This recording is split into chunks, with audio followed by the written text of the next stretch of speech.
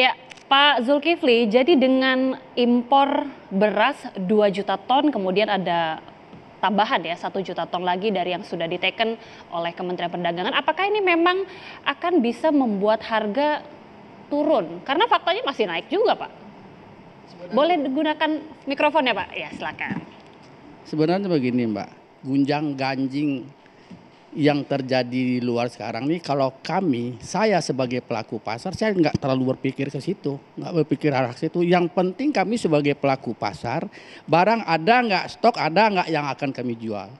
Mau barangnya dari petani, mau barangnya dari impor, itulah. Kalau barang nggak ada, itulah yang jadi masalah, itulah yang jadi polemik sama kami sebagai pelaku pasar. Oke, saya ingin minta tanggapan juga dari Mas Bima. Apakah yang tadi sudah dijelaskan oleh Pak Arief ya, tentunya tadi dibilang mengutamakan juga tetap petani. Apakah dengan cara ini memang kesejahteraan petani ini bisa berlangsung untuk kemudian hari juga? Ini kita bicara fakta aja deh. Petani disupport sebelah mana? Subsidi pupuk 2019 sekitar 34 triliun, terus menurun. Tinggal sisa 24 triliun.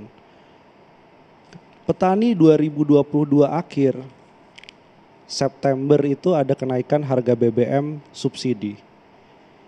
Itu pun menghantam petani dalam segi biaya logistik.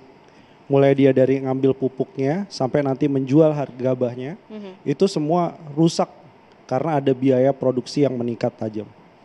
Itu BBM, itu kebijakan pemerintah. Sekarang harga minyak mentah turun juga BBM nggak diturunkan untuk jenis yang subsidi. Itu berpihak kepada petaninya sebelah mana tuh. Kemudian APBN sampai semester 1 2023 surplus 150 triliun lebih. Tapi apa yang dialokasikan dari surplus APBN itu? Penambahan subsidi pupuk kita nggak dengar. Penambahan alsintan, bantuan benih kita nggak dengar juga. Yang terjadi apa? Yang terjadi malah subsidi motor dan mobil listrik. Itu kan ada kontradiksi di sana. Kemudian waktu itu gembar-gembor makanya soal food estate akan melibatkan petani. Itu deforestasi di banyak tempat, hutan sudah digundulin untuk dijadikan lahan tanaman pangan alternatif. Masa nggak bisa juga untuk menutup cadangan beras pemerintah? Itu kan artinya ada beberapa pertanyaan bahwa politik anggaran kita tidak mensupport petani, kebijakan terkait dengan tata niaga pangannya juga tidak mensupport petani. Sekarang kita dikagetkan dengan adanya impor. Sebenarnya nggak kaget sih. Karena harapannya nggak direalisasikan 2 juta ton ya, cuma 500.000 ton habis itu udah nggak ada lagi cukup. Karena kalau ini sampai direalisasikan 2 juta ton sampai akhir tahun, ini efeknya nanti baru kerasa di 2024. Bisa jadi luasan lahan untuk pertanian padi itu mengalami penurunan.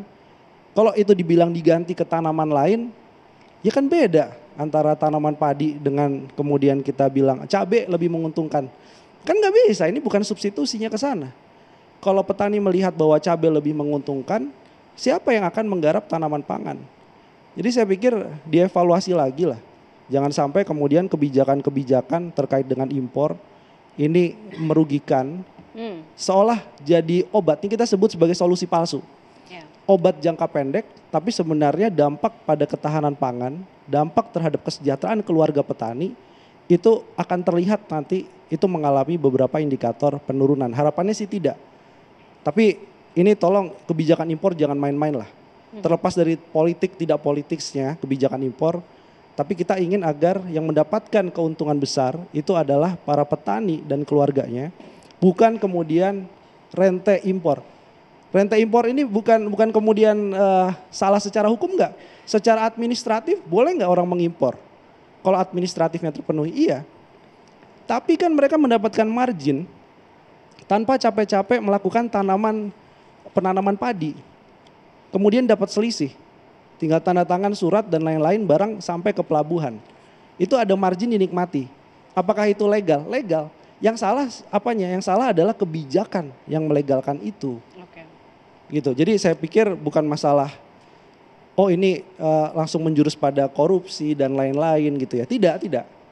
Tapi rent seeker-nya ini yang harus dihilangkan dari ekonomi kita kalau ingin memang berpihak kepada petani.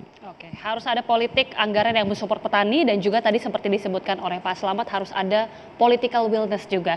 Terima kasih sekali lagi Mas Bima, terima kasih Pak Zulkifli, terima kasih Pak Slamet dan juga Pak Arief sudah bergabung bersama kami di Indonesia Business Forum. Dan pemirsa, demikian Indonesia Business Forum, mewakili kru bertugas saya Agita Mahlika mengucapkan terima kasih, selamat malam, sampai jumpa.